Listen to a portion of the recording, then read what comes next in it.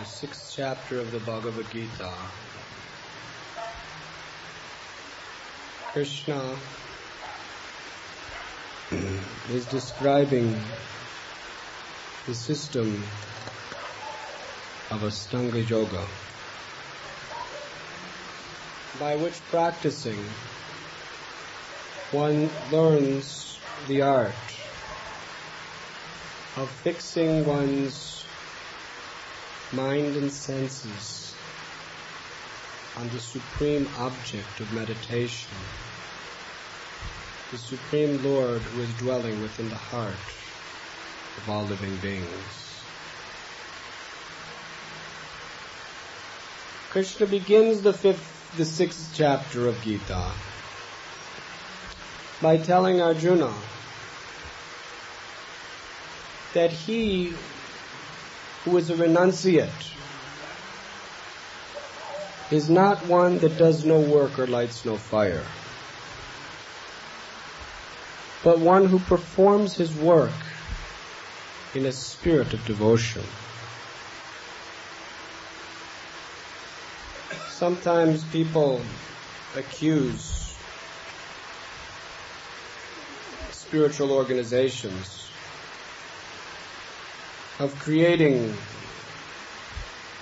a very disturbing element within society by taking good, worthy, qualified people away from their trades and occupations and engaging them in very impractical activities such as devotion to God.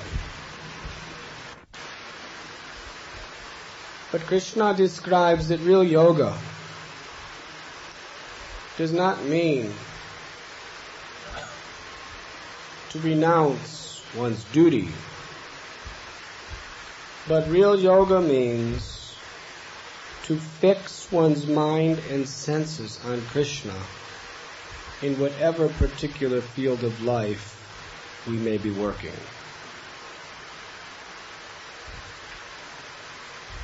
But the key to the success of yoga is controlling the mind. Krishna says in the Gita, 6th chapter, Bandhuratmatmanastasya yenatmaivatmanachita anatmanasta satratre bharate tamaiva satravat. That for the mind that is controlled, that mind is your best friend. But for the mind that is uncontrolled, your very mind is your worst enemy.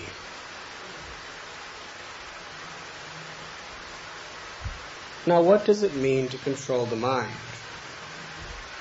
Krishna describes that one must control the lower self with the higher self.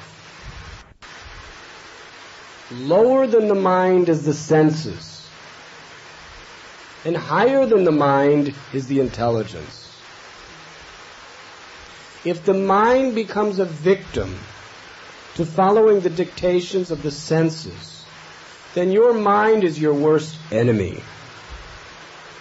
But if your mind is willing to accept the dictation of higher intelligence, your mind is the best friend. Now the next natural question is, what is our higher intelligence? The higher intelligence is very simple to understand. The higher intelligence is the word of Guru and Krishna. People think their higher intelligence means their own discriminatory faculties to decide what is right and what is wrong.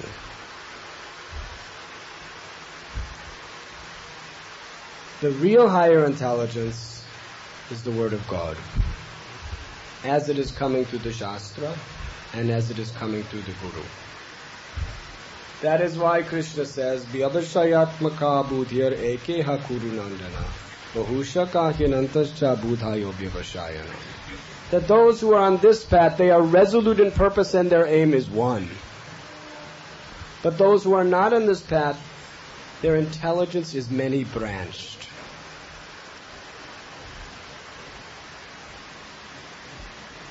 So therefore, It is very simple. When we have Guru, and we have the scripture, and we have the great sadhus, then to control our mind simply means to accept the authority of their words. And to guess, to speculate, or to think otherwise is making friends with your worst enemy, your mind.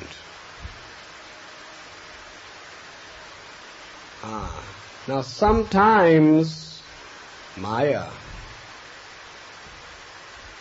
she sends demons into your mind, and they disguise themselves to be your very close, well-wishing friends. If we do not have higher authorities to help us discriminate, then the worst demon, the worst enemy, is the enemy that remains undetected, that appears to be our friend. There is a story in the Srimad Bhagavatam which describes how this sometimes happens. One time, as described by Shukadeva Goswami, Lord Sri Krishna and his friends, they were playing games in the pasture grounds of Vrindavan. They would have so many fun games that they would play. Sometimes they would play with balls. Sometimes they would run, having races, who would be the first to touch Krishna. Sometimes they would imitate the animals like the frogs and the monkeys and the peacocks. In this way, every day the cowherd boys would have very much fun in the groves of Brajadham. One day they were playing a special game. In this game, the cowherd boys divided up into 3 sections. One section played the role of lambs. Another section played the role of thieves. And the goal of the thieves was to catch the lambs. And the third section of cowherd boys played the role of police constables. And their particular role was to catch the thieves who were stealing the lambs. In this way they were having good fun, like children do. But of course it was not an ordinary game, because the heart of all of their activities was to please Krishna. You see, when children of this world play games, they compete with the idea that they want to win so that they can be the enjoyer. Is this not correct? And usually the games end up in getting in fights. Do you remember when you were children? You play nice games. I'm thinking, I will have fun.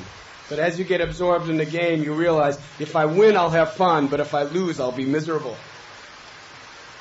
So therefore, it usually ends up in a fight over who's going to win. Or an argument. But you see, in Vrindavan, it is not like that. Because nobody is concerned with winning or losing. Everyone is simply concerned with giving pleasure to Krishna. They would simply play these wonderful games just as an opportunity and a chance to give pleasure to Krishna.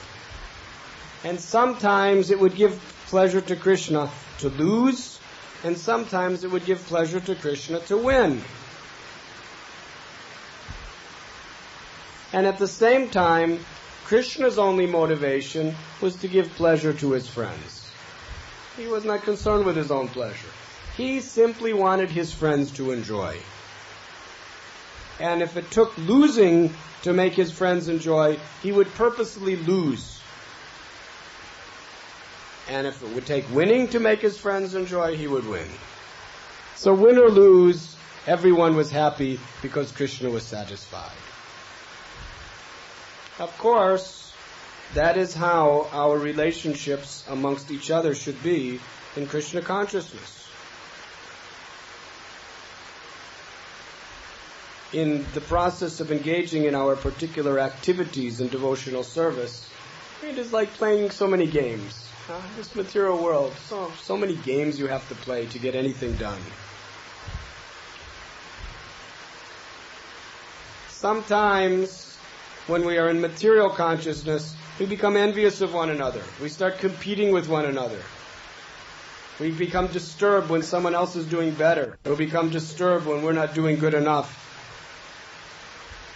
But like the cowherd boys of Brajadham, we should simply learn how to engage in our daily activities, play the games of this world for the pleasure of Krishna.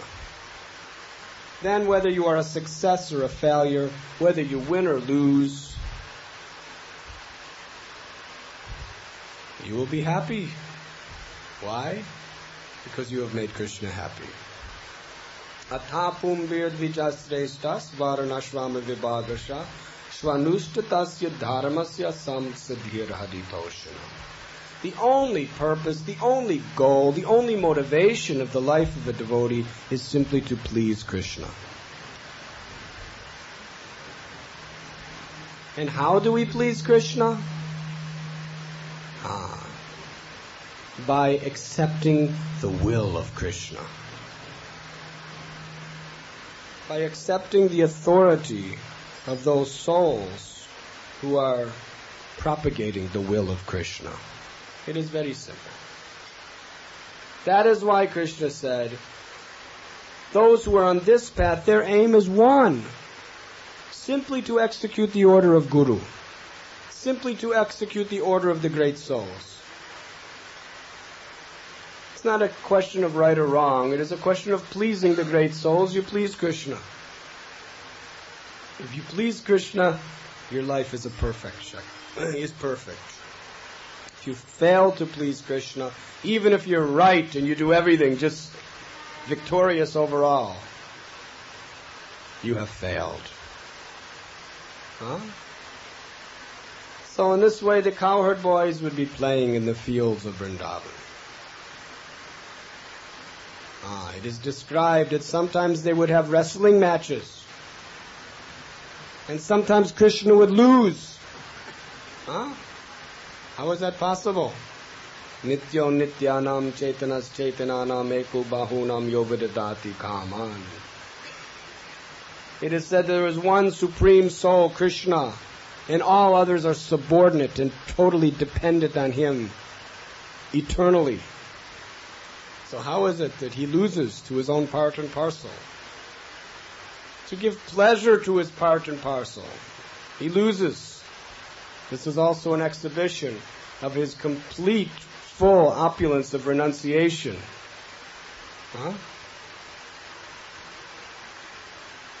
Sometimes he takes the shoes of his devotees, like Nanda Maharaj, and carries it on his head as the humble servant. How is it that the supreme master of all creation, who all the demigods are constantly chanting hymns to glorify, who all the yogis and sages surrender all their lives in obedience to, how is it that such a great supreme personality is accepting the position of taking the shoes of his devotee on his head? It is because Krishna's only motive is to give pleasure to his devotees, and his devotees' only pleasure is to give pleasure to Krishna. So they were playing one game, and Krishna was playing the role of police constable. At that time, one very, very powerful demon of the name Vyomasura,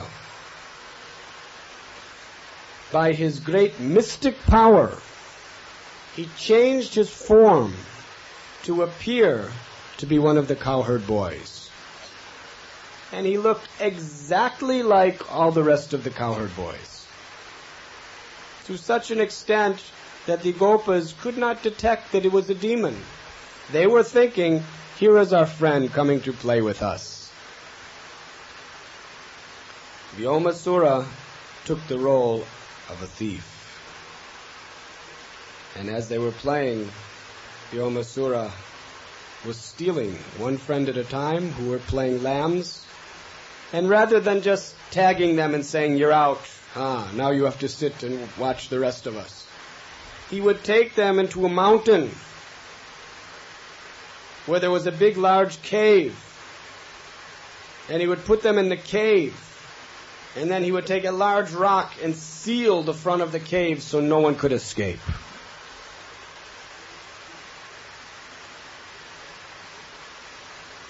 Do you know that that very same cave is still present today? If you like, you can go. In Vrindavan, there are 12 forests. One of the forests is called Kamvan. And just about a half-hour walk from Kamvan is a mountain. And in that mountain is a large cave. And that is the very cave that Vyomasura was imprisoning the cowherd boys. Recently, I went to visit that cave. And while I was sitting in that cave, I was reflecting upon how this Vyomasura, the reason he was able to put the cowherd boys in such a dark condition, because that cave obviously was pitch dark. Darkness means ignorance. And they were entrapped in that ignorance. The reason why they were put in that situation is they trusted an enemy to be their friend.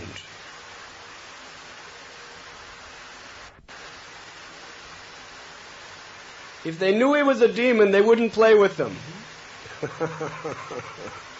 And then there would be no problem, no trouble whatsoever. But they trusted this person as a friend. And thus, they opened their lives to be vulnerable to his envious and nefarious motives.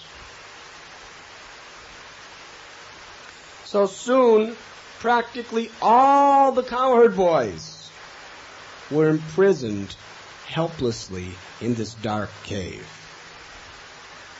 And gradually Krishna began to realize by his Leela that all his friends were missing. He could understand that this demon was stealing his friends away.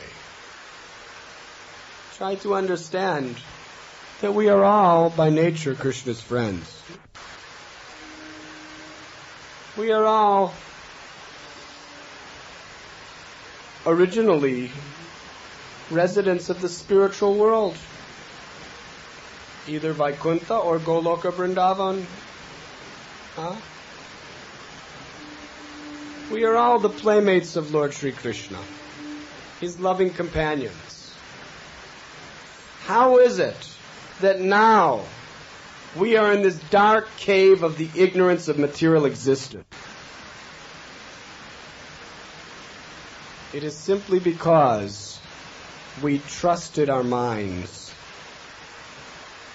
possessed by the enemy of our own speculations, to be our friend.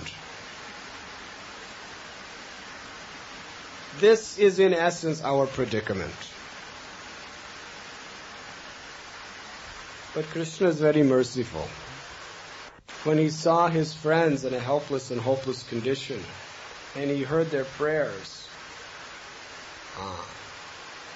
he went to that great demon, who was still in the guise of a friend. and playing just his very role in the game as his police constable, it was his duty to catch the thief. So he caught the thief. Aha. So Vyomasura, he became very afraid. Because he knew that he was facing God, the Almighty.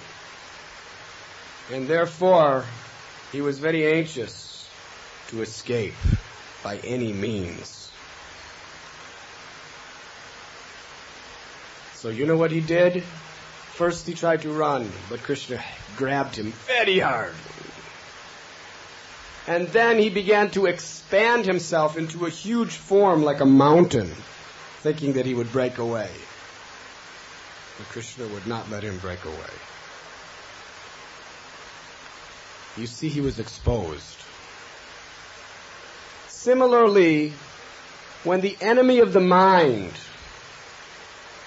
is exposed before God, it's not that he just humbly surrenders and says, "Oh, Krishna, now you know who I am, I surrender." No. The first thing the mind will do, in the same spirit as Vyomasura, it will try by hook, by crook, by any means to avoid surrendering. When the mind is undetected, when the enemy of the mind is undetected, it simply causes havoc in your life and keeps you stored in the dark cave of the ignorance of material existence. But when it actually is detected, when somebody points out, "You are in Maya." Huh? No, not me. Impossible. You're wrong. You're misunderstanding. Lack of communication here, I'm afraid. Huh?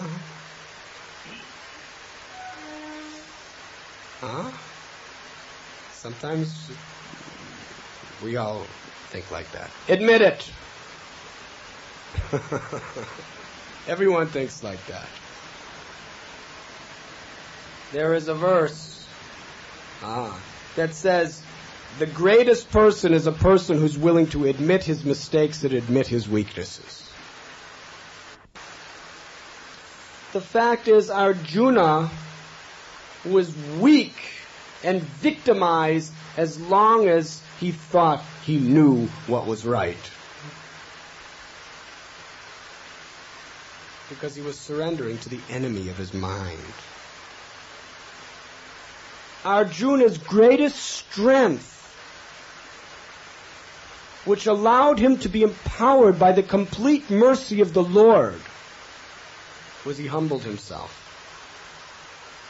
"My Lord, I have so many good arguments, I have so much logic and reasoning to prove my point, but all my logic, all my reasonings, all my philosophy is simply making me a victim of Maya." When we are put in a situation where it is exposed that we are acting independent of Krishna, and Krishna's order is there to surrender, immediately we start becoming big like a mountain to escape. Our false ego becomes big like a mountain to try to give us excuses and justifications to escape from Krishna. So this is just what Vyomasura did. But Krishna, he is very expert at killing demons. He took that demon and he threw him to the ground so hard that he smashed every part of his body and the demon died.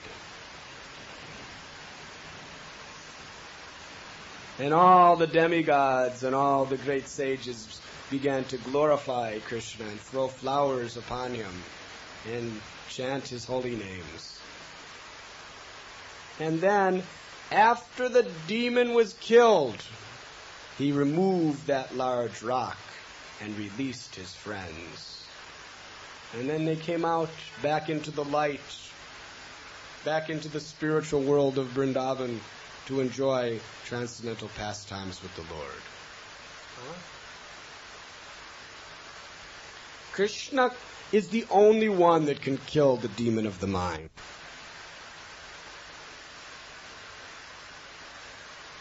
But we have to allow Krishna to take control of our life.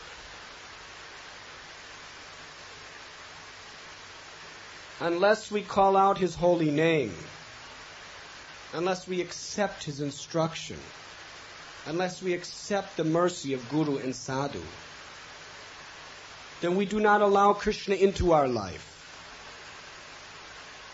Then we remain birth after birth after birth imprisoned in the dark cave of ignorance due to surrendering to the enemy of our mind, who we are so intimately embracing as our friend. But if we understand and detect the true nature of this enemy mind, and we cry out for Krishna, we cry out His holy name, we are willing to accept His will as our will, then even though our mind, in the process of devotional service, in the process of surrendering, our mind will start growing and shrinking and fighting and running. But as long as you keep the mind in the arms of Krishna, that mind is going to be slayed in due course of time.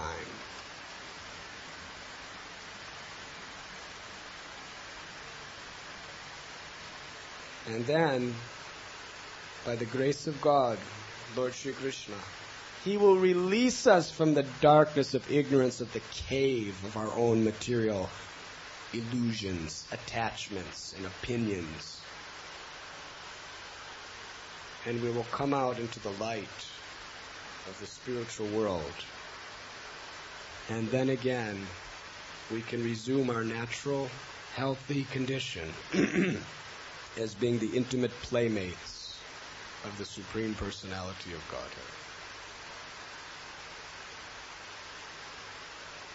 So in the 6th chapter of Bhagavad Gita, Krishna says, Yato yato nischalati manaschansalamastatam tatastatam niyam yaitadatman yena bisham nayet. Whenever and wherever the mind wanders due to its flickering and unsteady nature, one must certainly withdraw it and bring it back under the control of the self.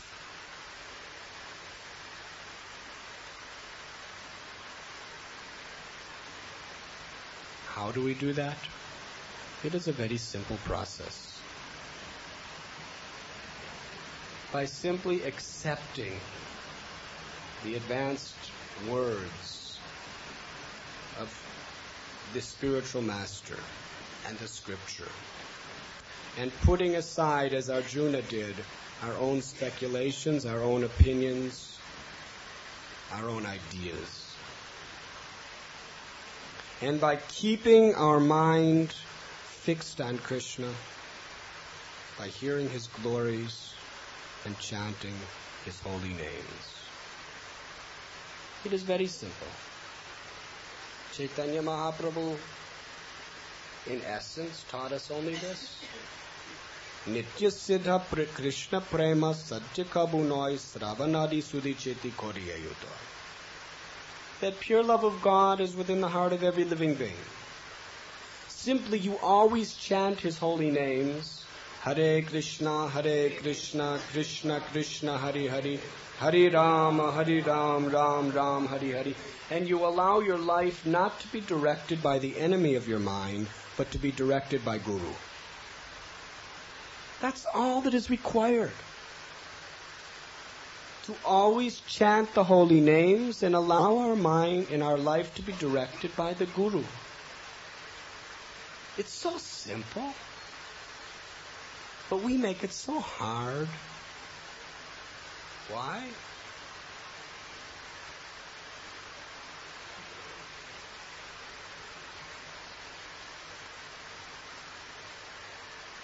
I don't know why.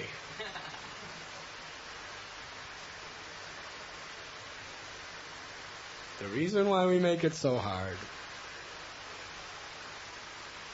is our own unwillingness. The reason why it's so hard is because we are unwilling to give up our intimate friendship with the enemy of our mind.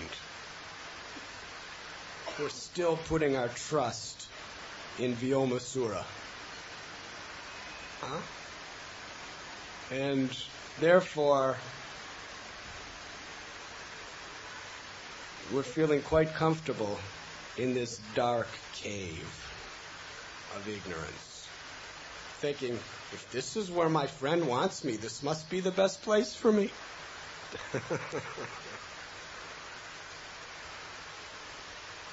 Simply follow Krishna's direction through the spiritual master and chant his names, and it is Krishna's guarantee. Manmana bhava mad bhakto madhyajim namaskuru mami vaishasi satyam te pratijani priyoshime. Always think of me, become my devotee, worship me, offer your homage unto me. In this way you will come to me without fail. I promise you this because you are my dear friend. Thank you very much. Hare Krishna. Is there any questions?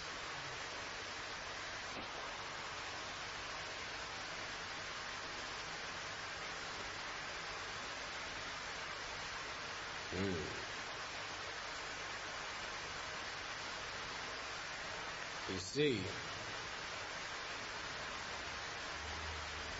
even when Vyomasura was detected, he became very mad. He had so many mystical tricks to try to escape. So similarly, even when your mind is detected to be in Maya, it will find so many excuses.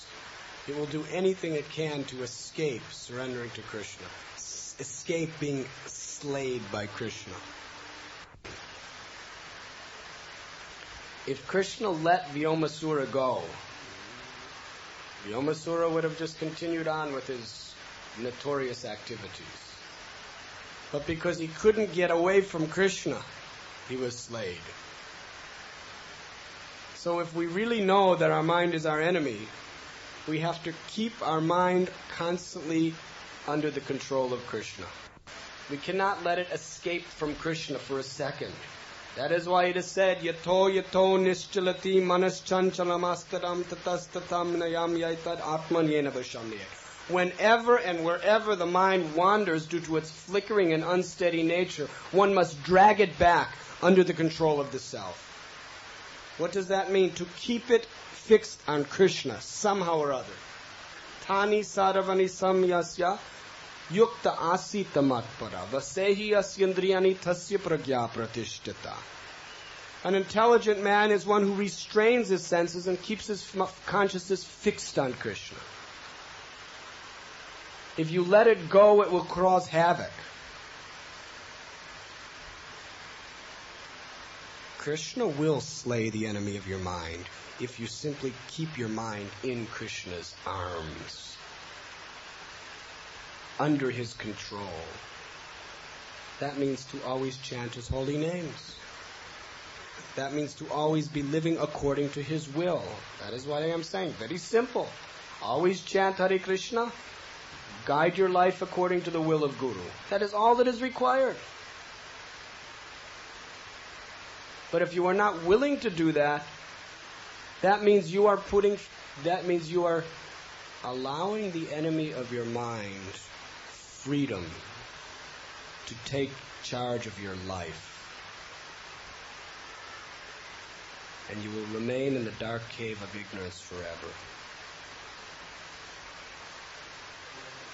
Yes? It is told that once the mind is surrendered, we get peace of mind because we are completely surrendering to Krishna. So whatever at his will we are doing it. But mind is so fluctuating. It is that chanchal as such. So how to fix the mind forever? It becomes so much, today my mind is surrendered, but tomorrow it won't be. Due to all the Maya all over here, it might be so that it will not be surrendered in the same proportion forever as such. how to keep it in the same proportion and continue forever. Kirtaniya Sada Hari, by always chanting the holy names. That is the only means.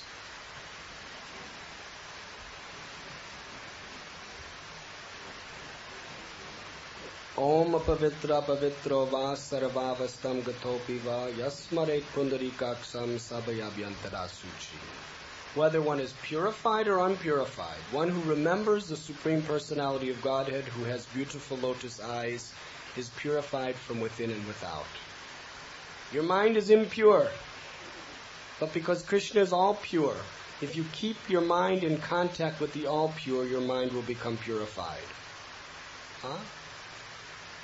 If we allow our mind to associate with the modes of material nature, it will get further impure. But if we associate our mind with Krishna, it will become ever increasingly pure. So the process of controlling the mind is to simply keep it fixed on Krishna. Then it becomes purified by the all-pure. It is the only means. How do we keep it fixed on Krishna? The easiest process is chanting His holy names, hearing His glories, always rendering service to Him. There are 9 processes of devotional service which are meant to keep our mind always fixed on Krishna. And whenever the mind wanders, we have to, again, by our free will, put it with Krishna, associate it with Krishna. Then gradually it becomes purified.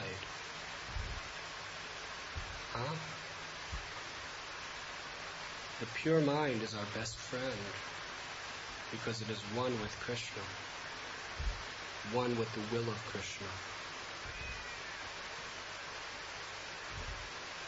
Krishna told Arjuna, by constant practice and detachment it is possible.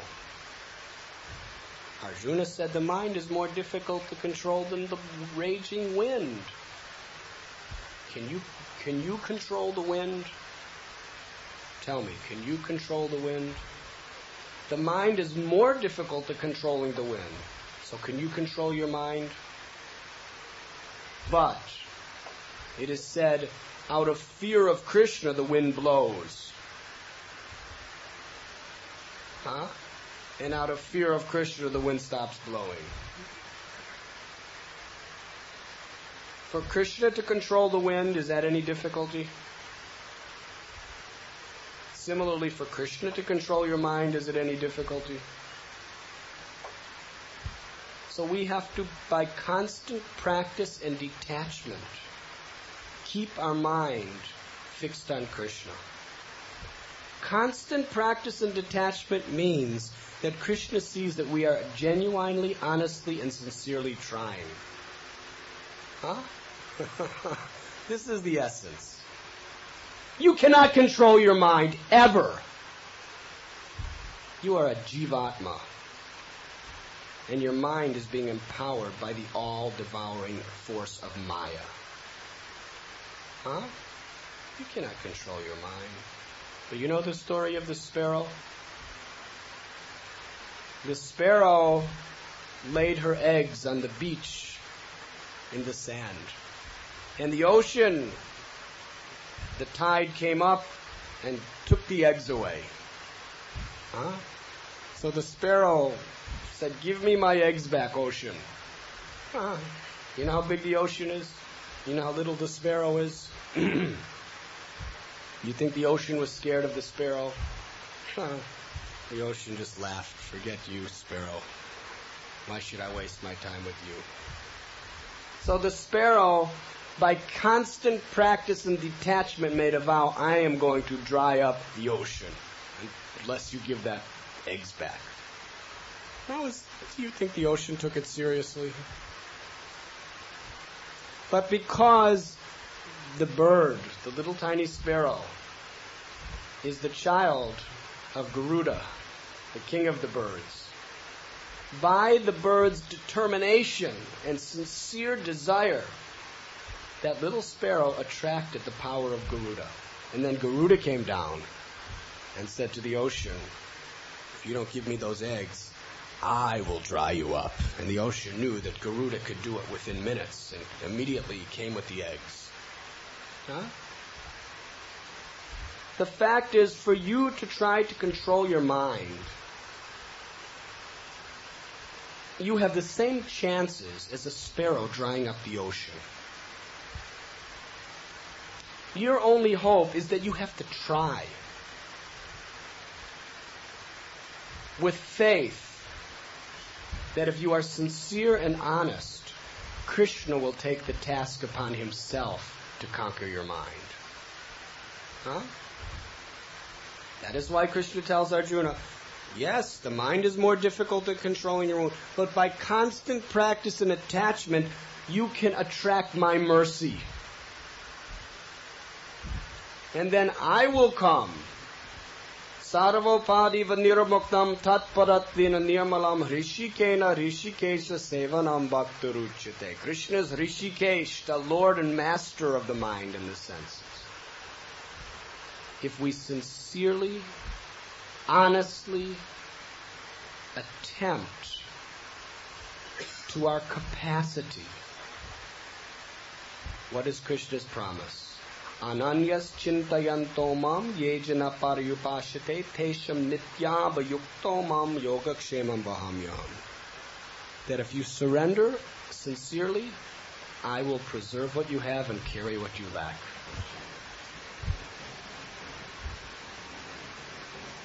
If we sincerely attempt to chant our rounds and keep our mind on Krishna, even though our mind is flying in every direction away from the holy name, if we sincerely make that effort to keep it fixed on Krishna, then in due course of time, when Krishna sees we are really serious, he will purify the mind of all of its enemies. And he will establish himself on the throne of our heart. And then we will find real peace, real happiness as the loving servant of the Lord. Does that answer your question? Therefore, Srila Prabhupada would constantly plead with us, be sincere. Take this process seriously. Because without sincerity, you'll never attract Krishna. And without his causeless mercy, we have no hope against Maya. Bhakti is not an ascending process. Bhakti is by acting in a devotional manner, with humility and sincerity, with the hope that we will attract the supreme mercy of Krishna, which is our only hope of release from the dark, deep cave of ignorance. Huh? Is there any other questions? Yes.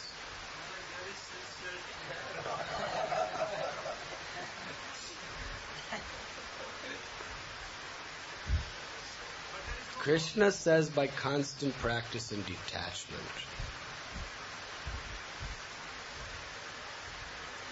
Bhogaiswarya prasakta nam taya parita chetasam yavashayatmaka budhir samadho navadiyate. For those who are too much attached to material opulence and sense gratification, the resolute determination for devotional service cannot take place. That is why Krishna says by constant practice and detachment. You have to detach yourself from material opulence and sense gratification. Otherwise, the resolute determination to constantly practice cannot take place. Bhaktisiddhanta Saraswati was asked the exact same question as Mahaprabhu is asking today. Huh? Is everyone awake? This means you. Because we are all in this boat. Bhaktisiddhanta Saraswati Thakur explained when they asked, how is it that we're engaging in our spiritual activities, we're doing our sadhana, we're chanting our rounds, we're coming to lectures, but still it doesn't seem like we're making progress.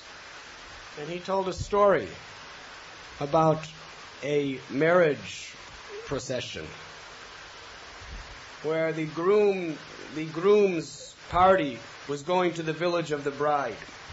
But they had to cross a wide river. And they had to get there first thing in the morning for the wedding ceremony. So they arrived at the river at night. And they went to the boatman.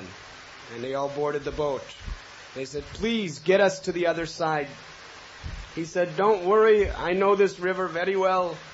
You get a good night's sleep, go to sleep, and I will row, and I will get you there by first thing in the morning." So they all went to sleep. So the river boatman began to row, and he rowed, and he rowed, and it was dark out.